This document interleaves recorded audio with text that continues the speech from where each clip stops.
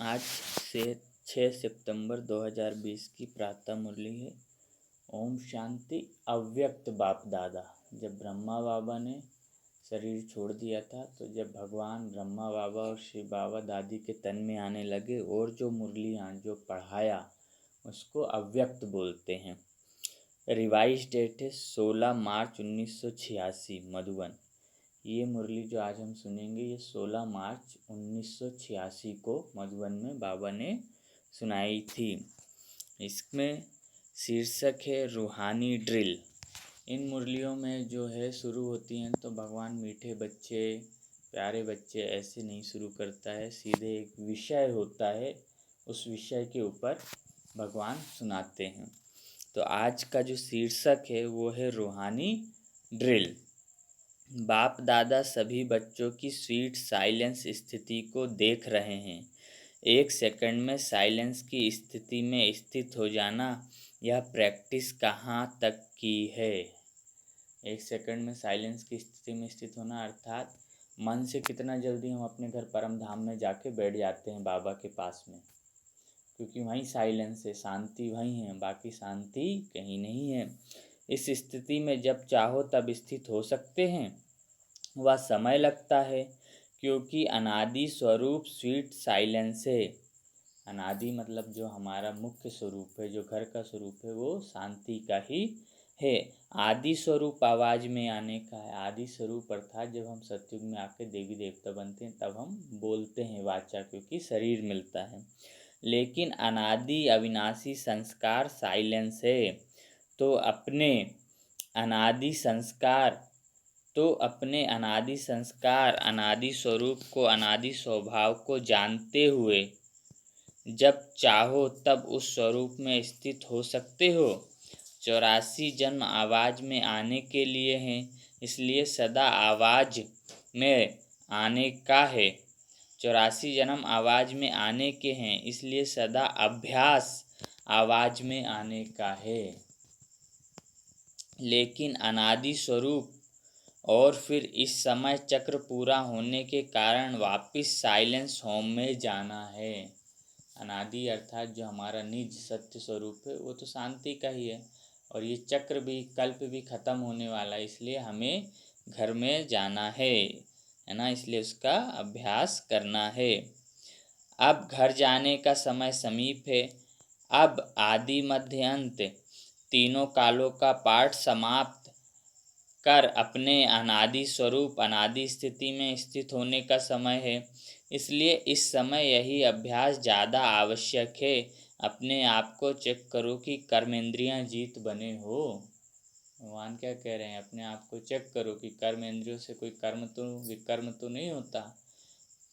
हाँ, हाथ नाक मुंह कान ये कर्मेंद्रियां हैं हमारी। आवाज़ में नहीं आने चाहे तो यह मुख का आवाज़ अपनी तरफ खींचता तो नहीं है। जैसे मौन रखते हैं तो ऐसा तो नहीं होता कि जल्दी ख़त्म हो। इसका मतलब मुख खींच रहा है कि मौन ख़त्म हो तो मैं बोलूं। इसी को ही रूहानी ड्रिल कहा जाता है। इसी को ही रूहानी ड्रिल मतलब अभ्यास, रूहानी मतलब जो आत्मा का अभ्यास है। तो आत्मा का रूहानी ड्रिल क्या है? मन बुद्धि से परम धाम जाके शिव बाबा के पास बैठना शांति में और उनसे शक्तियाँ लेना। जैसे वर्तमान समय के प्रमाण शरीर के लिए सर्व बीमारियों का इलाज एक्सरसाइज दिखाते हैं, तो इस समय आत्मा को शक्तिशाली बनाने के लिए यह रूहानी एक्सरसाइज का अभ्यास चाहिए। शारीरिक एक्सरसाइज करते हैं तो शरीर स्वस्थ रहता है, और ये आत्मिक एक्सरसाइज है कि मन को ऊपर परम धाम शिव बाबा के पास ले जाना, उनके पास बैठना और शक्तियाँ लेना। तो इससे हम आत्मा में शक्ति आती है। चारों ओर कैसा भी वातावरण हो, हलचल हो, लेकिन आवाज़ में रहते आवाज़ से परे स्थिति का अभ्यास अभी बहुत काल का चाहिए। मतलब हमें परम धाम में जाना और वहाँ बहुत समय तक बैठना, इसका बहुत अभ्यास चाहिए, ताकि जब हलचल का वातावरण हो हमारे चारों तरफ तो हमारी स्थिति हिले डुले नहीं। शांत वातावरण में शांति की स्थिति बनाना यह कोई बड़ी बात नहीं है। अशांति के बीच आप शांत रहो, यही अभ्यास चाहिए। ऐसा अभ्यास जानते हो, चाहे अपनी कमजोरियों की हलचल हो, संस्कारों के व्यर्थ संकल्पों की हलचल हो, ऐसी हलचल के समय स्वयं को अचल बना सकते हो, वह टाइम लग जाता है। क्योंकि टाइम लगना यह कभी भी धोखा दे सकता है। मतलब कोई आ रहा है हमसे गाली गलौज कर रहा है और हम शांति में स्थिति नहीं हो पाए तो हम भी उसके ऊपर गुस्सा कर देंगे, तो ये हो गया धोखा खाना। क्योंकि हमें तो खुद को सुखी बनाना है, तो हमने भी दुखी बना लिया उसकी वजह से खुद को। क्योंकि टाइम लगना यह कभी भी धोखा दे सकता है। समाप्ति के समय में ज़्यादा समय नहीं मिलना है। जब अंत में विनाश लीला चालू होगी तो बहुत कम समय होगा और हमें भगवान की याद में टिकना है। अगर हम नहीं टिक पाए तो हम दुखी हो जाएंगे और फेल हो जाएंगे। इस पढ़ाई का यही है कि भगवान को में हम कितना जल्दी टिक सकते हैं। समाप्ति के समय में ज़्यादा समय नहीं मिलना है। फाइनल रिजल्ट का पेपर कुछ सेकंड और कुछ मिनट का होना है।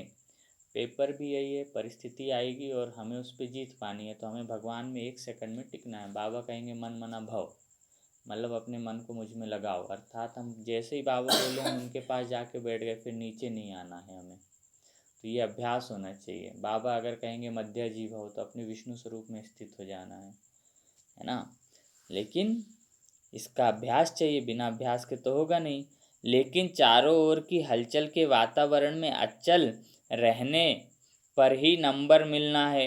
अगर बहुत काल हलचल की स्थिति में अचल बनने में समय लगने का अभ्यास होगा तो समाप्ति के समय क्या रिजल्ट होगी। अगर अभी भी कोई आए हमसे बहस करे और हम उसमें फंस जाएं, शांति में न स्थित हो पाएं, तो अंत समय क्या स्थिति होगी। इसलिए यह रूहानी एक्सरसाइज का अभ्यास करो। इसीलिए बाबा बोलते हैं स्वदर्शन चक्र फिराओ, परम धाम में आके स्थित हो। क्योंकि जब हम स्वदर्शन चक्र फिराते हैं तो हम अपने पांचों का रूपों में स्थित हो जाते हैं। अपने आदि मध्य अंत को हम जान जाते हैं। मन को जहाँ और जितना समय स्थित करना चाहें उतना समय वहाँ स्थित कर सको। फाइनल पेपर है बहुत ही सहज। पेपर तो बहुत सहज है। परिस्थिति खराब है, भगवान के पास चले जाओ और पहले से ही बता देते हैं भगवान। देखो क्या अंत में पेपर लेंगे वो पहले से ही बता रहे हैं, है ना, कि यह पेपर आना है लेकिन नंबर बहुत थोड़े समय में मिलना है। स्टेज भी पावरफुल है, बहुत थोड़े समय में। जस्ट भगवान कहेगा मन मना भव, और जो हो गया वो पास, जो नहीं हो पाया वो फेल। जो हो गया वो सूर्यवंशी बन जाएगा, जो नहीं हुआ वो चंद्रवंशी। क्योंकि ये पढ़ाई का विनाश कभी होता नहीं। देह के संबंध, देह का संस्कार, व्यक्ति या वैभव, वाइब्रेशन, वायुमंडल सब होते हुए भी आकर्षित ना करे। देह, खुद की देह के संबंध, मेरा बच्चा, मेरा ये, देह के संस्कार, जो भी बुरी आदतें हैं, व्यक्ति या वैभव, ये बहुत अच्छा है, मेरे पास गाड़ी है, बंगला है। वाइब्रेशन, मतलब कहीं लड़ाई झगड़ा हो रहा है या कहीं कोई गाली गलौज कर रहा है तो हमारी बुद्धि उधर न जाए सुनने के लिए। वायुमंडल सब होते हुए भी आकर्षित ना करे, मतलब हमारी बुद्धि यहाँ कहीं भी फंसी ना हो। इसी को ही कहते हैं नष्टो मोह समर्थ स्वरूप। इस संसार में होते हुए भी इससे उपराम हमारा मन भगवान में लगा रहे, इसी को ही नष्ट मोह स्थिति कहा जाता है। नष्ट मोह अर्थात ये नहीं कि संसार छोड़ के जंगलों में चले गए, वो नष्ट मोह नहीं है। क्योंकि वो तो बुद्धि में तो आता ही होगा, घर परिवार लोग, बुद्धि में कुछ नहीं आए भले हम संसार में रहें। तो ऐसी प्रैक्टिस है, लोग चिल्लाते रहें और आप अचल रहो। आग लग जाती है तो लोग चिल्लाते हैं, हम शांत होके कि भैया शांत, भगवान की आदमी, आग बुझाना है, चिल्लाने से थोड़ी आग बुझेगी। तो बाबा वही कह रहे हैं, लोग चिल्लाते रहें और आप अचल रहो। प्रकृति भी माया भी सब लास्ट दाव लगाने के लिए अपने तरफ कितना भी खींचे, लेकिन आप न्यारे और बाप के प्यारे बनने की स्थिति में लवलीन रहो। इसको कहा जाता है देखते हुए ना देखो, सुनते हुए ना सुनो। ऐसा अभ्यास हो। अंत में हमारे जो पांचों विकार हैं, अंत समय जब आएगा घर जाने का, पूरा जोर पकड़ लेंगे, हमें क्रोध हमारे ऊपर हावी हो जाएगा, लोभ मोह अहंकार काम विकार सब सारे विकार हमारे ऊपर हावी हो जाएंगे। दूसरा, प्रकृति भी हावी हो जाएगी, मूसलाधार बारिश हो रही है, कहीं बिल्कुल सूखा पड़ रहा है, कहीं आग बरस रही है, कहीं भूकंप ही भूकंप आ रहा है, कहीं समुद्र उछाल मार रहा है, कहीं आंधी आ रही है। अंत में ये सब होना है और इस पे हमें जीत पाना है, तभी हम जगत जीत बनेंगे। जगत जीत का अर्थ है कि पृथ्वी के पांचों तत्व और सारी दुनिया हमारे अधीन हो। वो कैसे हो सकती है? जब हम आत्मिक स्वरूप में बहुत शक्तिशाली स्थिति में स्थित हों और हमें भगवान के साथ का अनुभव घनिष्ठ संबंध हो। इसी को ही स्वीट साइलेंस स्वरूप की स्थिति कहा जाता है। फिर भी बाप दादा समय दे रहा है। भगवान चाहता तो आता, बोलता चलो, लेकिन भगवान आया, पढ़ाया साकार में ब्रह्मा बाबा के तन में, फिर चला गया तो अव्यक्त में पढ़ाया 50 साल से ज़्यादा, साकार में 35 साल कुछ और अव्यक्त में 50 साल से ज़्यादा। अब 2017 से अभी भी खाली समय दिया है कि बच्चे पढ़ लो, रिवीजन कर लो, अभ्यास कर लो। कोरोना आया, जो बच्चे बोलते थे बाबा हमें योग के लिए समय नहीं मिलता, हम नौकरी में परेशान हैं, हम बच्चों में परेशान, बाबा कोरोना लग गया, घर में हो बच्चे, छुट्टी दे दी सरकार ने, करो योग, करो जितना योग कर सकते। तो बाबा बहाने नहीं चलने देगा, क्योंकि बाबा तो कहता है ये सहज राजयोग है, चलते फिरते तुम्हें मन से मुझे याद करना है। लेकिन जो ये बहाना मारते थे समय नहीं है बाबा, काम में बुद्धि अटके, उनको भी छुट्टी दे दी, करो अभ्यास, घर में रहो। अब ऐसे समय बार बार बीच बीच में आते रहेंगे, ये अब रुकने वाला नहीं है, क्योंकि इन सब के बाद फिर पेपर होगा। तो भगवान सबके मन में जो संकल्प है उसको पूरा कर रहा है कि बहाने बाद में कुछ नहीं चलेंगे, क्योंकि बच्चे बहुत बहाने मारते हैं। दुनिया वाले तो मारे या ना मारे, बच्चे बहुत मारते हैं, बाबा ऐसा है ना, बाबा वैसा है ना। बाबा कहता है दिखाओ अपने बहानेबाजी की, इससे क्या होगा, अंत में मैं दिखा दूंगा तुमने बहाना मारा, तुम्हें ये मिल गया, जाओ नौकर बनो उसके घर में। पता चला कि जिसको हम पढ़ा रहे हैं उसी के घर में जाके हमें नौकर बनना पड़ गया। मतलब आप यहाँ मुरली सुन रहे हैं, मैं पढ़ा रहा हूँ, तो ऐसा नहीं है कि मैं जाके वहाँ राजा ही बनूंगा। जो जितना याद करेगा, आप बहुत याद में लीन है तो आप वहाँ राजा बन गए, मैं वहीं जाके आपके घर में दास बन गया। तो ये पुरुषार्थ है और ये गुप्त पुरुषार्थ है। इसलिए बाबा कहते हैं बच्चे मेहनत करो, मेहनत करो, पहले आए हो तो ज़्यादा मेहनत करो, ज़्यादा ले लो, लेकिन बहानेबाजी। फिर भी बाप दादा समय दे रहा है, अगर कोई भी कमी है तो अब भी भर सकते हो, क्योंकि बहुत काल का हिसाब सुनाया, तो अभी थोड़ा चांस है, इसलिए इस प्रैक्टिस की तरफ फुल अटेंशन रखो। पास विथ ऑनर बनना, यह पास होने का आधार इसी अभ्यास पर है। पढ़ाई में हम पास होंगे या फेल होंगे या ऑनर मतलब बहुत ऊंच डिग्री पाएंगे, विश्व महाराजा महारानी पढ़ेंगे, ये इसी अभ्यास में, मतलब सिर्फ भगवान को याद करना।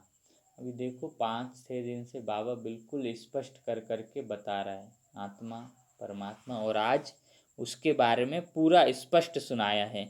ऐसा अभ्यास है, समय की घंटी बजे तो तैयार होंगे, या अभी सोचते हो तैयार होना है? बाबा बोले अभी चलो तो चल देंगे, कि सोचेंगे बाबा अभी तो बच्चों का ये सेटल होना है, वो सेटल होना है, तो फेल। इसी अभ्यास के कारण अष्ट रत्नों की माला विशेष छोटी बनी है। इसी अभ्यास, क्योंकि वो अष्ट रत्न भगवान की श्रीमत पर बिल्कुल चले, इसलिए छोटी सी माला अष्ट रत्न जल्दी से जप लो बनी है। बहुत थोड़ा टाइम की है, बहुत थोड़े टाइम की है। जैसे आप लोग कहते हो ना, सेकंड में मुक्ति व जीवन मुक्ति का वर्षा लेना सभी का अधिकार है, तो समाप्ति के समय भी नंबर मिलना थोड़े समय की बात है, लेकिन जरा भी हलचल ना हो, बस बिंदी कहा और बिंदी में टिक जाएं। बिंदी हिले नहीं, ऐसे नहीं कि उस समय अभ्यास करना शुरू करो, मैं आत्मा हूँ, मैं आत्मा हूँ, यह नहीं चलेगा।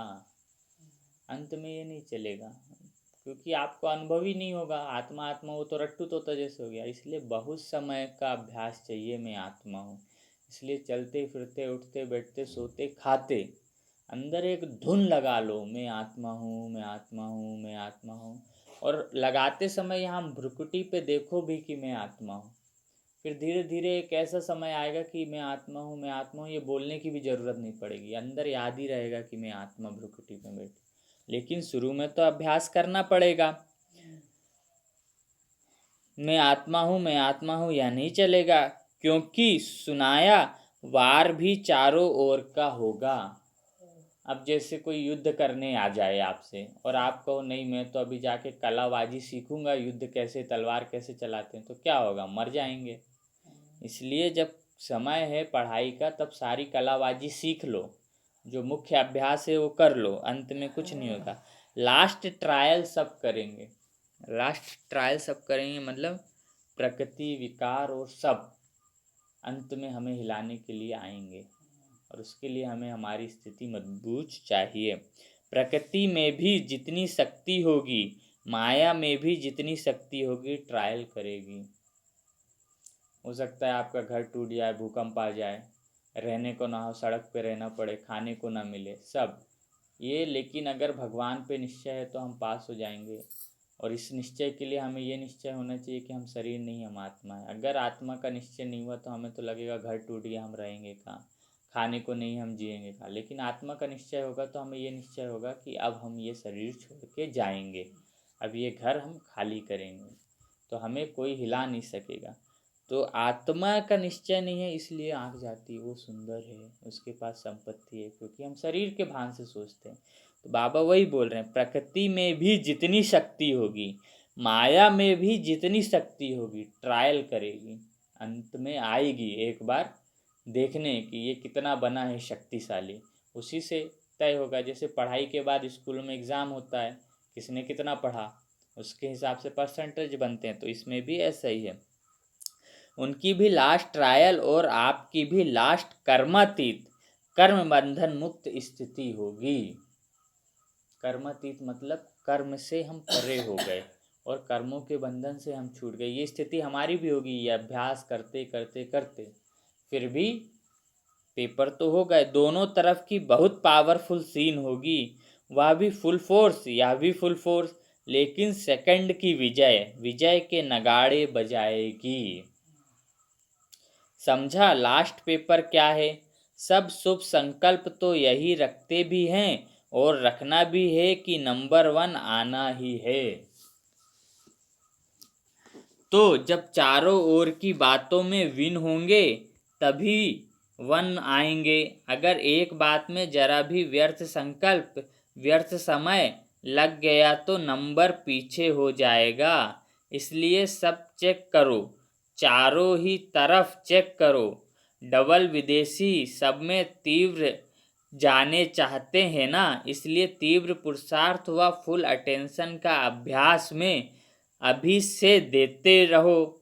समझा? क्वेश्चन को भी जानते हो और टाइम को भी जानते हो। प्रश्न तो बता दिया बाबा ने क्या आएगा अंत में, मन मना भव, आत्मा स्वरूप में स्थित हो।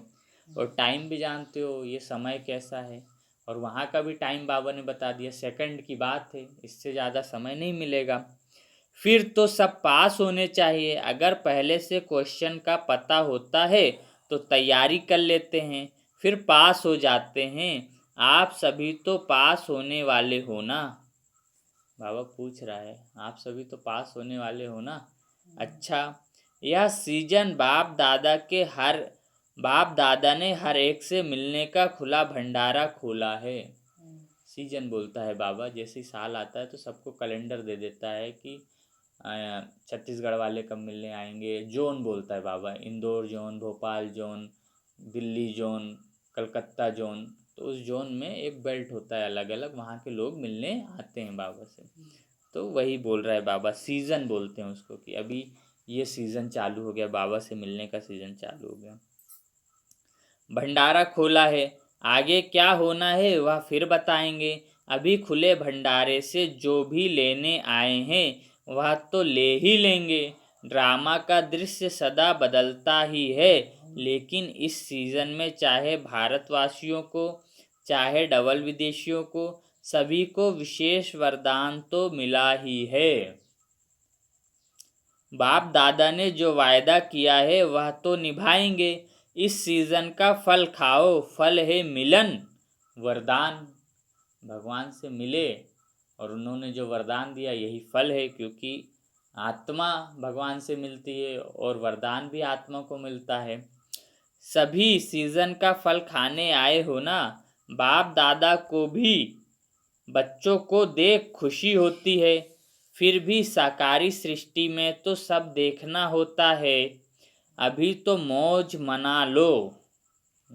मधुबन में जाओ तो कुछ काम तो रहता नहीं है, क्योंकि भगवान से मिलने आए वहाँ 10 दिन 12 दिन सब छोड़ छाड़ के। बाबा क्या कह रहे हैं, फिर भी साकारी सृष्टि में तो सब देखना होता है, अभी मौज बना लो। दुनिया में तो एक बार सब देखना होता है, यहाँ मौज बना लो। फिर सीजन की लास्ट में सुनाएंगे, फिर सीजन के बारे में लास्ट में सुनाएंगे। सेवा के स्थान भले अलग अलग हैं, लेकिन सेवा का लक्ष्य तो एक ही है।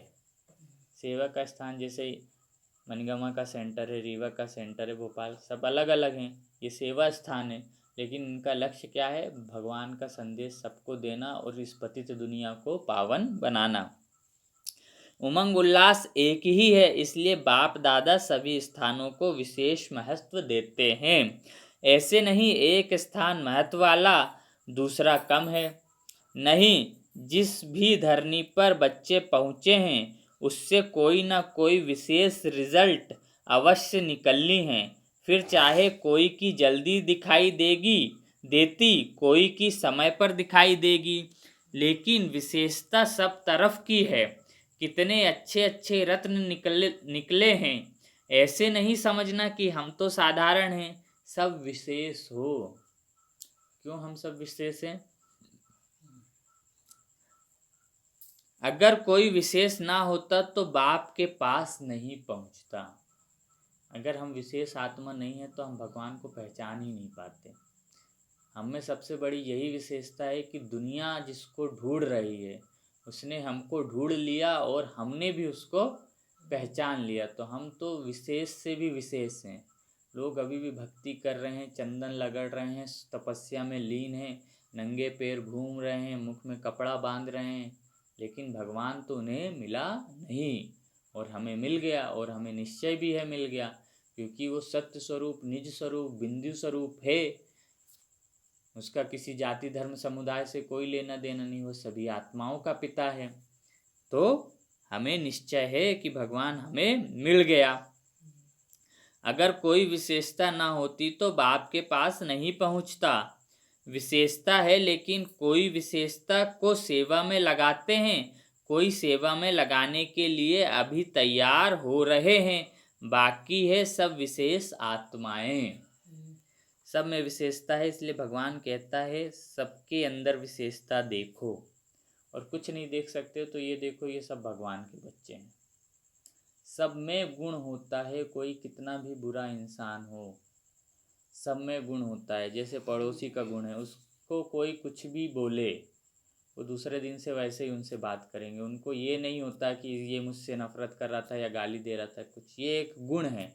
हम सोचते हैं कि यार इसके अंदर मान नहीं है, मान है उसके अंदर, लेकिन उसके अंदर देहभान अहंकार नहीं है। किसी में गुण होता है, जैसे आपका गुण है, सुबह उठना है तो उठना ही है, कुछ भी हो जाए, कैसी भी परिस्थिति हो, तो ये गुण है। ऐसे ही हर व्यक्ति में एक एक गुण होता जरूर है, हमें वो गुण देखना है उस व्यक्ति का, और जब हम उसका सिर्फ गुण देखेंगे ना तो हमें उसके प्रति स्नेह और प्रेम अपने आप आएगा। हम क्या करते हैं, उस एक गुण को हटा देते हैं और बाकी सब और अवगुण देखते हैं, फिर उससे नफरत करते हैं, तो हमारे अंदर भी वही गंदगी भरती चली आती, क्योंकि उसका अवगुण देख रहे हैं, मतलब हमें गुण देखने की कला नहीं है, और दूसरा उसका गुण हमारे अंदर आ रहा है। हम जो देखते हैं वो हमारे अंदर आता है, इसलिए बोलते हैं अच्छा देखो, अच्छा बोलो, अच्छा सुनो और अच्छा सोचो।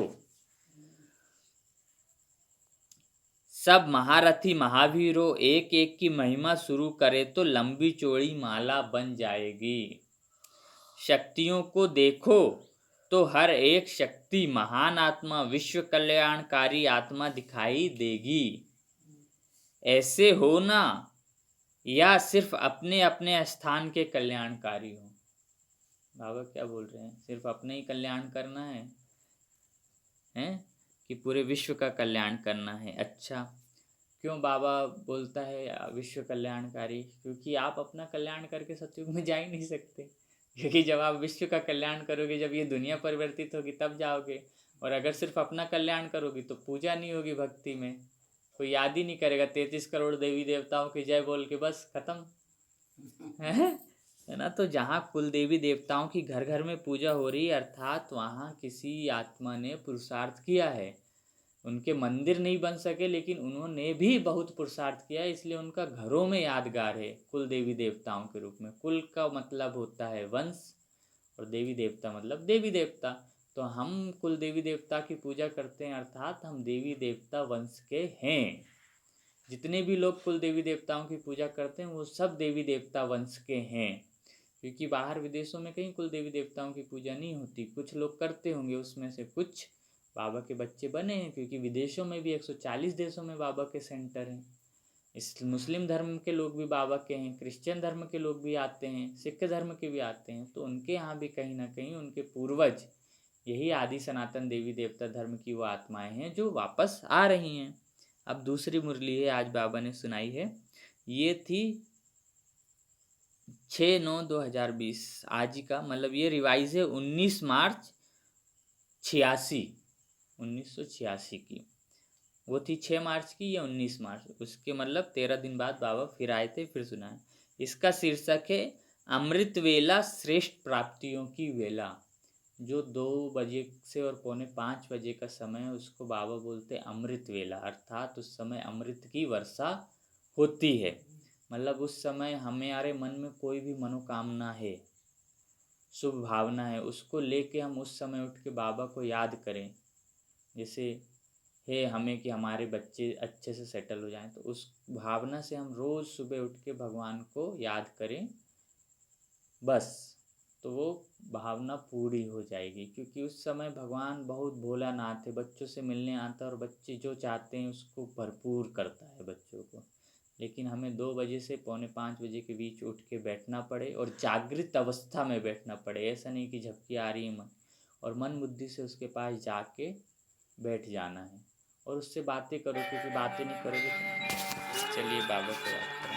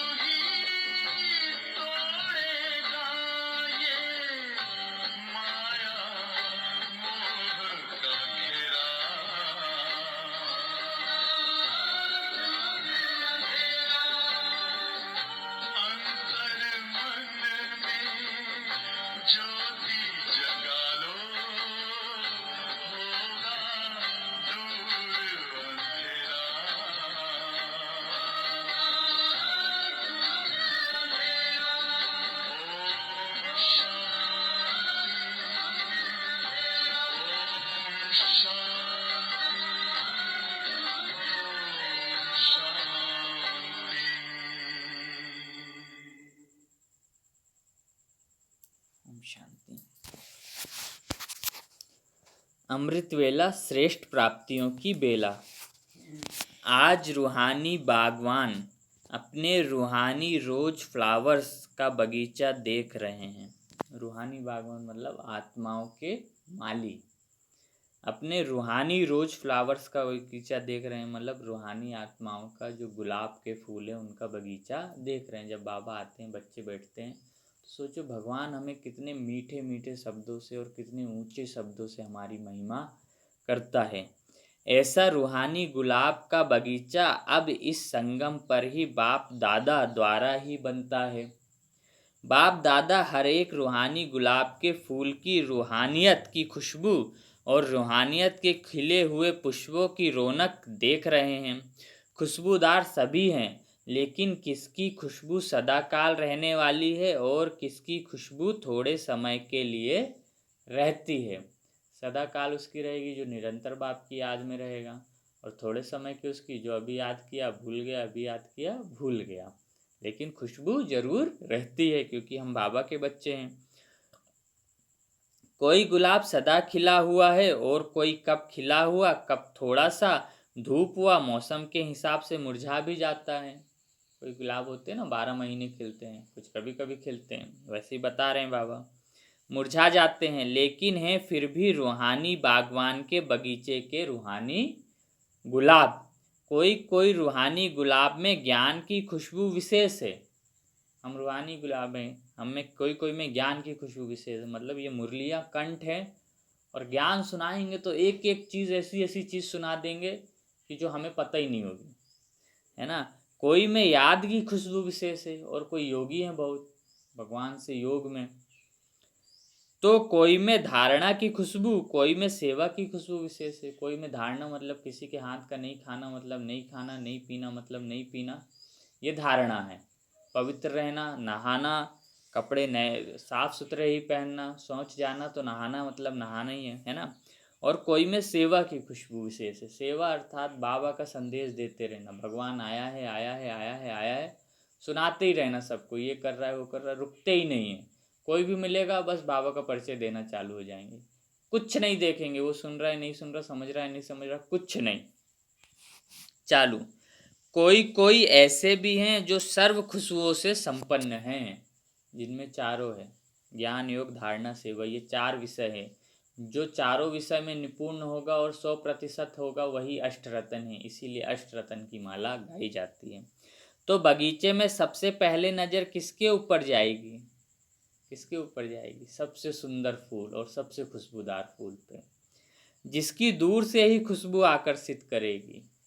मतलब जिसमें चारों सब्जेक्ट होगा, ज्ञान योग धारणा सेवा। मुरली भी सुनता है, मुरली का मनन चिंतन भी करता है, भगवान को याद भी करता है, जो धारणाएं दी है पवित्रता की, ब्रह्मचर्य की और खान पान की शुद्धि की वो भी है, और सेवा भगवान का संदेश देना, मन से कर्म से वचन से तन मन धन से भगवान के यज्ञ में सहयोगी होना, उस तरफ ही नज़र पहले जाती है।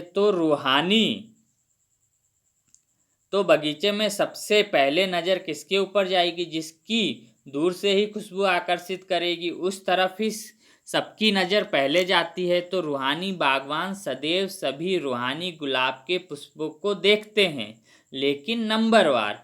प्यार भी सभी से है, क्योंकि हर एक गुलाब पुष्प के अंदर बागवान प्रति अति प्यार है। हम भगवान के बने तो हम भगवान को बहुत प्यार से याद करते हैं, इसलिए भगवान को भी हमसे प्रेम तो है, लेकिन नंबरवार है। जो जितना पवित्र होगा, धारणाओं में श्रेष्ठ होगा, जो जितना आज्ञाकारी होगा, उसको उतना प्यार करेंगे। मालिक से पुष्पों का प्यार है और मालिक का पुष्पों से प्यार है, और मालिक से पुष्पों का प्यार है और मालिक का पुष्पों से प्यार है। फिर भी शोकेस में सदा रखने वाले रूहानी गुलाब वही होते जो सदा सर्व खुशबुओं से संपन्न हैं और सदा खिले हुए हैं, मुरझाए हुए कभी नहीं। रोज अमृत वेला बाप दादा स्नेह और शक्ति की विशेष पालना से सभी रूहानी गुलाब के पुष्पों से मिलन मनाते हैं। क्या बोले? मुरझाए हुए कभी नहीं, रोज अमृत वेला बाप दादा स्नेह और शक्ति की विशेष पालना से सभी रूहानी गुलाब के पुष्पों से मिलन बनाते हैं। मतलब अमृत वेला जब हम उठ के उसके पास बैठते हैं तो वो हमें प्यार भी देता है और हमें शक्ति भी भरता है, और यही उसका मिलन बनाना है, क्योंकि वो शरीरधारी तो है नहीं कि हमसे आए, गले मिले, हमें प्यार करे। लेकिन जब हम मन बुद्धि से उसके पास जाते हैं तो हमें उसके प्यार का भी अनुभव होता है, हमें उसकी शक्ति का भी अनुभव होता है। अब अमृत वेला की महिमा बताई है बाबा ने, बहुत ध्यान से सुनना, क्योंकि अमृत वेला जो करता है उसका जीवन में कभी कोई खिटपिट नहीं आती। अमृत वेला विशेष प्रभु प्यार की, प्रभु पालना की वेला है। अमृत वेला विशेष परमात्म मिलन की वेला है। रूहानी रूह रूहान करने की वेला है। अमृत वेले भोले भंडारी के वरदानों के खजानों से सहज वरदान प्राप्त होने की वेला है। जो गायन है मन इच्छित फल प्राप्त करना, यह इस समय अमृत वेले के समय का गायन है। बिना मेहनत के खुले खजाने प्राप्त करने की वेला है। बिना मेहनत के वैसे पूरे दिन में हम भगवान को याद करें तो बहुत मेहनत है, बुद्धि नहीं जाएगी इधर उधर, लेकिन अमृत वेला तो सब वातावरण भी शांत होता है और भगवान भी हमारे लिए खाली है, क्योंकि मंदिरों में पूजा नहीं हो रही तो उसको कहीं और जाना नहीं है किसी भगत के पास। जो बच्चे याद करते हैं उन्हीं के पास वो आ जाता है, और बहुत कम बच्चे, 12 लाख लोग अभी नियमित क्लास करते हैं, उसमें से बहुत कम बच्चे हैं जो बाबा को अमृत वेला उठ के याद करते हैं। नहीं उठता। जो नियमित उठते हैं ना उनके चेहरे में खुशी, और बहनों को देखो कितनी खुश रहती है, उनकी तो नियम ही है बहनों का कि उठना ही है, अमृत वेले बिना कुछ नहीं, बाकी फिर काम दूसरे। तो जो अमृत वेला उठ के भगवान को याद करता रहता है, उसकी शक्तियाँ, उसके गुण आते चले जाते हैं, तो उसके चेहरे से दिखने लगता है, उसके व्यवहार से दिखने लगता है, आत्मा पवित्र होती है। जो गायन है मन इच्छित फल प्राप्त करना, यह इस समय अमृत वेले के समय का गायन है। बिना मेहनत के खुले खजाने प्राप्त करने की वेला है। ऐसे सुहावने समय को अनुभव से जानते हो ना, अनुभवी ही जाने इस श्रेष्ठ सुख को, श्रेष्ठ प्राप्तियों को। तो बाप दादा सभी रूहानी गुलाब को देख देख हर्षित हो रहे हैं। बाप दादा भी कहते हैं वाह मेरे रूहानी गुलाब। आप वाह वाह के गीत गाते हो, गाते तो बाप दादा भी यही गीत गाते, समझा। हम कहते ना वाह वाह वाह वाह, जब हमारा जीवन बहुत मीठा हो तो बहुत खुशी से लोग गाते वाह वाह वाह वाह, क्या जीवन बना दिया आपने। हम वहाँ गटर में थे, संबंधों के लिए परेशान थे, खान पान में गंदगी में थे, कितना खर्चा भगवान बचा देता है। लहसुन प्याज बंद, सबसे ज़्यादा रेट भाव इन्हीं के बढ़ते हैं। मटन चिकन दारू बंद हो जाता है, ये पैसा बच जाता है। भगवान कहता है पिक्चर नहीं देखो, टॉकीज में जाने का पैसा बच जाता है। भगवान कहता है दूसरे के घर का नहीं खाओ, तो दूसरे का घर के नहीं खाओ, अर्थात हम ब्राह्मण हैं, हम पतित आत्मा को खिला भी नहीं सकते, तो रोज का ये पार्टी सार्टी का खर्चा बढ़ जाता है। कितना खर्चा और समय। भगवान कहता है मंदिरों में जाने की अब ज़रूरत नहीं, क्योंकि तुम ही मंदिर लायक बन रहे हो, मन से याद करो। तो भक्ति में जो हमारा चंदन आरती दी घी दिया इन सब में खर्चा होता है, ये पैसा बच जाता है। और फिर भगवान कहता है बच्चे यही पैसा तुम अब सत्कर्म में लगाओ, भगवान के यज्ञ में डालो। मतलब भगवान ये भी नहीं कह रहा कि अपनी जेब से एक्स्ट्रा डालो, भगवान कह रहा है जो तुम्हारा मेरी याद से तुम्हारा दारू छूट गया, सिगरेट छूट गया, तंबाकू छूट गया, पिक्चर देखना छूट गया, इन सब से जो तुम्हारा पैसा बचता है तुम वो यज्ञ सेवा में लगाओ, है ना। मुरलियाँ तो बहुत सुनी हैं, सुन सुनकर संपन्न बन गए हो, अभी महादानी बन बांटने के प्लेन बना रहे हो। यह उमंग बहुत अच्छा है। आज यूके अर्थात ओके रहने वालों का टर्न है। विदेश अर्थात यूके, यूनाइटेड किंगडम के बच्चे आए थे बाबा से मिलने का। डबल विदेशियों का एक शब्द सुन करके बाप दादा सदा मुस्कुराते रहते हैं। डबल विदेशी, विदेशी बच्चों को भगवान बोलते हैं, क्योंकि ये भी देश है उनका और विदेश में है, इसलिए डबल विदेशी। डबल विदेशियों का एक शब्द सुनकर बाप दादा सदा मुस्कुराते रहते हैं। कौन सा? थैंक यू, मतलब धन्यवाद। थैंक यू करते हुए भी बाप को भी याद करते रहते हैं, क्योंकि सबसे पहले शुक्रिया दिल से बाप का ही मानते हैं। जब हम बोलते हैं धन्यवाद धन्यवाद तो हम बाबा का शुक्रिया मान रहे हैं ना। तो जब किसी को भी थैंक यू करते तो पहले बाप दादा याद आएगा ना। ब्राह्मण जीवन में पहला शुक्रिया स्वतः ही बाप के प्रति निकलता है। जब हमारा जीवन इतना श्रेष्ठ, इतना ऊंच बनता है तो हम भगवान को धन्यवाद धन्यवाद बोलते हैं। उठते बैठते अनेक बार थैंक यू कहते हैं, धन्यवाद बाबा धन्यवाद, ये भी हम बोलते रहना, क्योंकि देखो हमारा जीवन अब श्रेष्ठ बनता चला जा रहा है। और श्रेष्ठ नहीं भी अभी बनने की स्टेज में मानो नहीं है तो भगवान हमें मिल गया जिसको दुनिया ढूंढ रही, तो हमें उसको कितना शुक्रिया करना चाहिए कि भगवान हमारे भटकने से आपने बचा दिया। तो मन में मन उसका धन्यवाद करें तो भी भगवान की याद रहेगी। मैं आत्मा हूँ, ये धुन लगी रहे तो भी भगवान की याद रहेगी। तो बाबा हमें उसको हम कैसे याद करें, उसकी सहज से सहज युक्तियाँ बताता है। पहले शुक्रिया दिल से बाप का ही मानते हैं, तो जब किसी को भी थैंक यू करते तो पहले बाप याद आएगा ना। ब्राह्मण जीवन में पहला शुक्रिया स्वतः ही बाप के प्रति निकलता है। उठते बैठते अनेक बार थैंक यू कहते हो, यह भी एक विधि है बाप को याद करने की। शुक्रिया बाबा शुक्रिया। यूके वाले सर्व भिन्न भिन्न हद की शक्तियों वालों को मिलाने के निमित्त बने हुए हो ना। यूके मतलब यूनाइटेड किंगडम के जो देश में जब वहाँ ब्राह्मण बने तो भिन्न भिन्न शक्तियाँ, लौकिक में क्या था, यूनाइटेड किंगडम बना था तो आसपास के जो शक्तिशाली देश थे उनका संगठन बना। वही बाबा बता रहे हैं, यूके वाले सर्व भिन्न भिन्न हद की शक्तियों वालों को मिलाने के निमित्त बने हुए हो ना। अनेक प्रकार के नॉलेज की शक्तियाँ हैं, भिन्न भिन्न शक्ति वाले, भिन्न भिन्न वर्ग वाले, भिन्न भिन्न धर्म वाले, भाषा वाले, सभी को मिलकर एक ही ब्राह्मण वर्ग में लाना, ब्राह्मण धर्म में, ब्राह्मण भाषा में आना। ब्राह्मणों की भाषा भी अपनी है, जो नए समझ भी नहीं सकते कि यह क्या बोलते हैं। अब जैसे बाबा में बोलता है रूहानी गुलाब, अब कौन समझेगा रूहानी गुलाब, हम ही समझ सकते हैं क्योंकि हम ब्राह्मण बन गए और बाबा का ज्ञान सुन रहे हैं। बाबा बोलता है मीठे मीठे सिकलदे बच्चे, अब कौन कहेगा कि ये मीठे मीठे सिकलदे बच्चे का क्या अर्थ है, दुनिया वाले नहीं समझ सकते। तो ब्राह्मणों की भाषा, ब्राह्मणों की डिक्शनरी ही अपनी है, तो ब्राह्मणों की भाषा भी अपनी है, जो नए समझ भी नहीं सकते कि यह क्या बोलते हैं, तो ब्राह्मणों की भाषा, ब्राह्मणों की डिक्शनरी ही अपनी है। तो यूके वाले सभी को एक बनाने में बिजी रहते हो ना। संख्या भी अच्छी है और स्नेह भी अच्छा है। हर एक स्थान की अपनी अपनी विशेषता तो है ही है, लेकिन आज यूके का सुना रहे हैं, यज्ञ स्नेही, यज्ञ सहयोगी, यह विशेषता अच्छी दिखाई देती है। हर कदम पर पहले यज्ञ अर्थात मधुबन का हिस्सा निकालने में अच्छे नंबर में जा रहे हैं। हर कदम पर पहले यज्ञ अर्थात मधुबन का हिस्सा निकालने में अच्छे नंबर पर जा रहे हैं।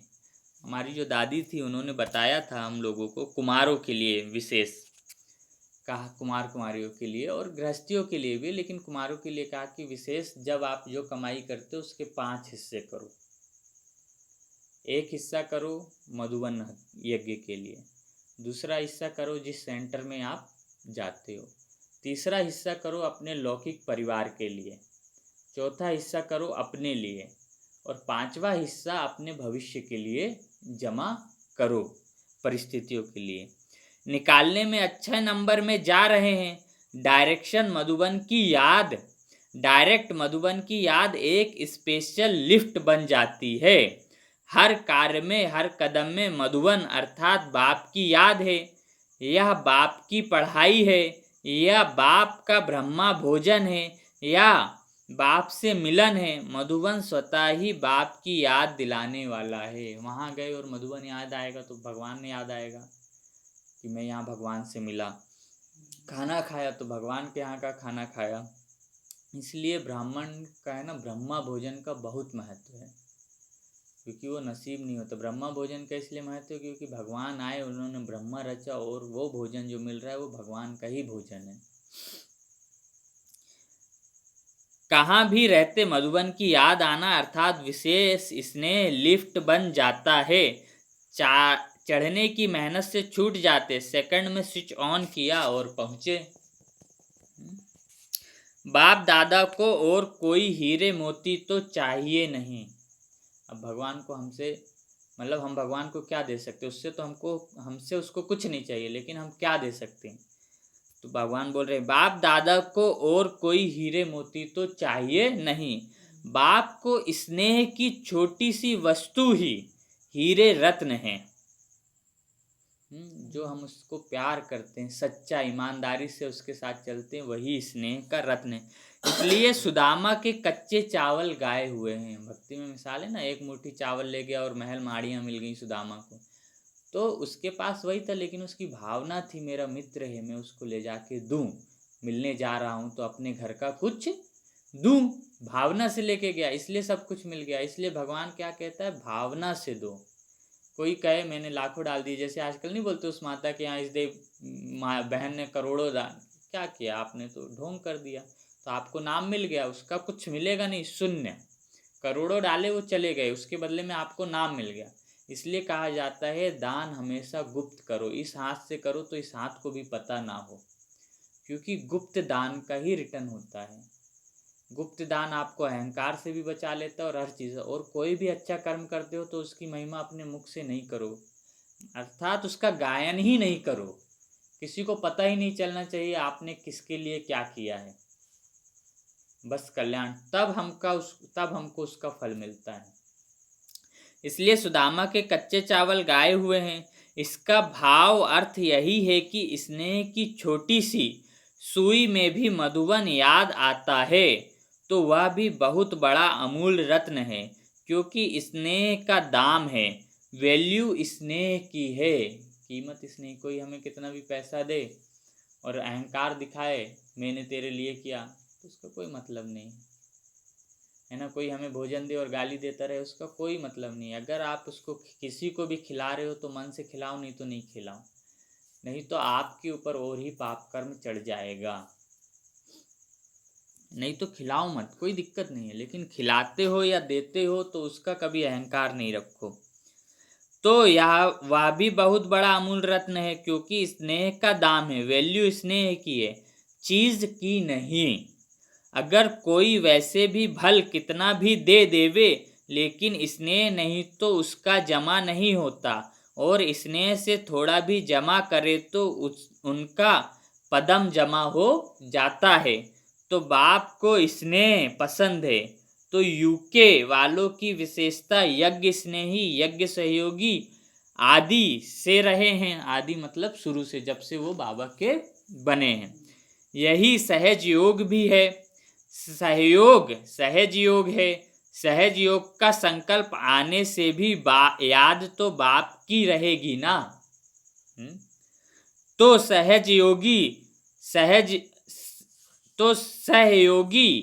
सहयोगी स्वतः ही बन जाते हैं। जो यज्ञ में सहयोगी होते हैं, अपना मुट्ठी चावल भी देते हैं, वो सहयोगी सदा ही बन जाते हैं, क्योंकि याद तो आती है ना बाबा के घर की।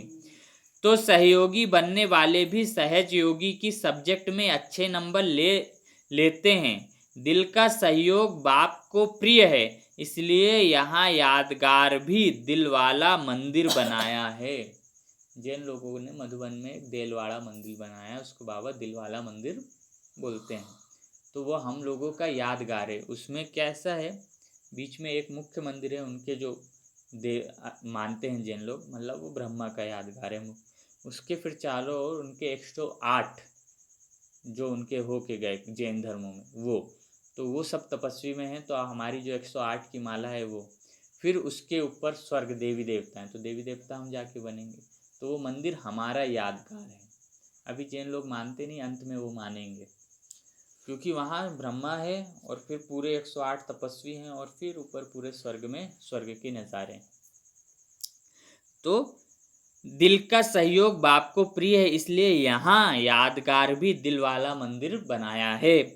और वहाँ जितना जैनी नहीं जाते उससे ज़्यादा हम लोग जाते हैं, क्योंकि बाबा बोलता है वो मंदिर तुम्हारा यादगार है, जाके देख के आओ। तो हम लोग जाते हैं। तो दिल वाला बाप को दिल का स्नेह, दिल का सहयोग ही प्रिय है। छोटी दिल वाले छोटा सौदा कर खुश हो जाते हैं, बड़ी दिल वाले बेहद का सौदा करते हैं। जो छोटी दिल होगी वो 2-4 रुपए दे देते हैं, जैसे कुछ लोग नहीं होते, दान दिया 500, अरे मैंने तो 500 चढ़ाया। और जो बड़ी दिल वाला होता है वो तो हजारों लाखों चढ़ा देगा, कुछ बोलेगा नहीं, नशे में रहेगा कि भगवान धन्यवाद, मुझे तूने इस योग्य बनाया। तो छोटा दिल और बड़ा दिल ये है।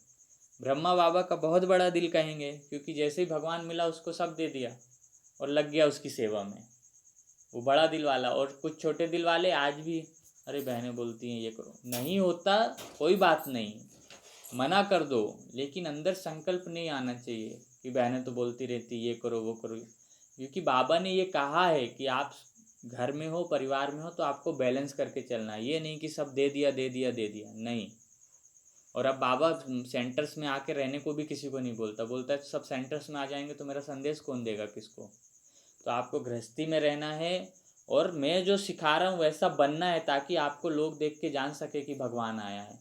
और बैलेंस रखना है, ऐसा नहीं कि बस भगवान मिल गया, भगवान के घर में सब दे देना है, अपने लिए कुछ रखना ही नहीं है। हम कुमार हैं, बोलता है अपने लिए रखो, बचा के रखो, अंत में तुम्हारी सेवा कौन करेगा, सेंटर्स में तो तुम समर्पित नहीं हो, तो अपने लिए सब कुछ व्यवस्था करके चलो, इसी को बैलेंस बोलता है बाबा। तो बैलेंस वालों के लिए छोटी दिल नहीं कहेगा, छोटी दिल उनके लिए है जो बहुत कंजूसी से मन को मार मार के, जैसे आरती में नहीं जेब में हाथ डालते सोचते 5 पैसा मिल जाए, 10 पैसा, सबसे छोटा जो मिले वो डालते, भगवान उसका रिटर्न कर देता है। 1 रुपये डाले 10 रुपये उसको कहीं से मिल जाएगा, लेकिन उसको पता ही नहीं चलेगा कि भगवान ने दिया। और जो लाख रुपए डालता है उसको पता चलता है कि भगवान ने करोड़ रुपए दे दिया। मेरे जीवन का खुद अनुभव है, मैं सुनाऊंगा आपको उसको। छोटी दिल वाले छोटा सौदा कर खुश हो जाते हैं, और बड़ी दिल वाले बेहद का सौदा करते हैं। फाउंडेशन बड़ी दिल है तो विस्तार भी बड़ा हो रहा है। जैसे कई जगह देखो, फाउंडेशन बड़ी दिल है। जो हमारी दादियाँ थी सब बड़े बड़े परिवार से थी, ऊंच कुल के, ब्रह्मा बाबा तो खुद ही। तो ये फाउंडेशन बड़ी दिल, अपना धन भी लगाया, मन भी लगाया, तन भी लगाया, सब कुछ लगा दिया, इसलिए फाउंडेशन बड़ी दिल है तो विस्तार भी बड़ा हो रहा है, इसलिए ये संस्था 140 देशों में पहुंच गई है। जैसे कई जगह पर वृक्ष देखते होंगे तो वृक्ष की शाखाएं भी तना बन जाती हैं। बरगद के पेड़ का मिसाल दे रहे हैं, कितना मजबूत उसका होता है कि वो ऐसे गिरता नहीं है, तो उसकी जड़ें जब निकलती हैं जमीन को छूती हैं तो वो भी पेड़ बन जाती है। तो यूके के फाउंडेशन से तना निकला, शाखाएं निकली। आज यूनाइटेड किंगडम के जो बच्चे आए हैं उनकी बाबा मेहनत कर रहे हैं, वो महिमा कर रहे हैं, शाखाएं निकली। अब वह शाखाएं भी तना बन गईं, उन तने से भी शाखाएं निकल रही हैं। जैसे ऑस्ट्रेलिया, वहीं से ऑस्ट्रेलिया, अमेरिका, ऑस्ट्रेलिया निकला, अमेरिका, यूरोप, अफ्रीका निकले। पहले दादी जो थी हमारी वहीं गई ब्रिटेन, वहाँ उन्होंने इस संस्था की धीरे धीरे संदेश दिया, जब वहाँ बन गया फिर उससे आसपास के देशों में संदेश फैला। और ये संस्था यूनाइटेड नेशन के शांति संगठन जो है उसकी गैर सरकारी संस्था के रूप में स्थायी सदस्य है। मतलब जब उनकी मीटिंग होती है तो इस संस्था का भी एक व्यक्ति वहाँ बैठता है और कैसे विश्व में शांति हो उसके लिए अपना सुझाव भी रखता है। और अफ्रीका का एक देश है, गुआना है शायद, वहाँ की संसद में इतना प्रभाव है इस संस्था का कि जब भी वहाँ संसद शुरू होती है उससे पहले 3 मिनट का वो लोग मौन रखते हैं, मतलब योग का अभ्यास करते हैं। इस संस्था का प्रभाव वहाँ इतना फैला है क्योंकि ये भगवान का ज्ञान है, जिसको जहाँ से जैसे समझ में आया। तो ये जो संस्था है ये भगवान की है, और ये कोई छोटा संगठन नहीं है, पूरा विश्व हमारा परिवार है। सब तना बन गए, और हर एक तना की शाखाएं भी अच्छी तरह से वृद्धि को पा रही है, क्योंकि फाउंडेशन स्नेह और सहयोग के पानी से मजबूत है। फाउंडेशन कैसे?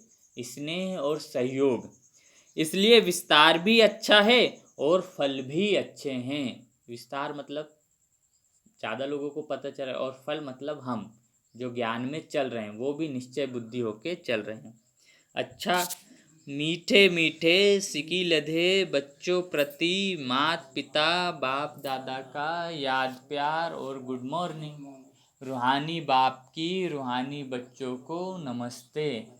हम रूहानी बच्चों की रूहानी माता पिता मम्मा बाबा बाप दादा को याद प्यार, गुड मॉर्निंग और नमस्ते। शुक्रिया बाबा शुक्रिया, आपका पद्मा पदम शुक्रिया।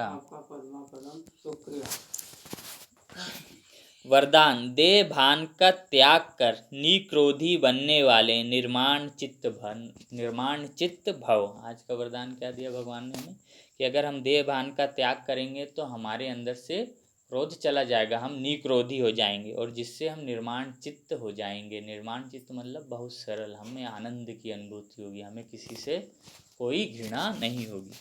वरदान, देह भान का त्याग कर निक्रोधी बनने वाले निर्माण चित्त भव। जो बच्चे देह भान का त्याग करते हैं उन्हें कभी भी क्रोध नहीं आ सकता, क्योंकि क्रोध आने के दो कारण होते हैं।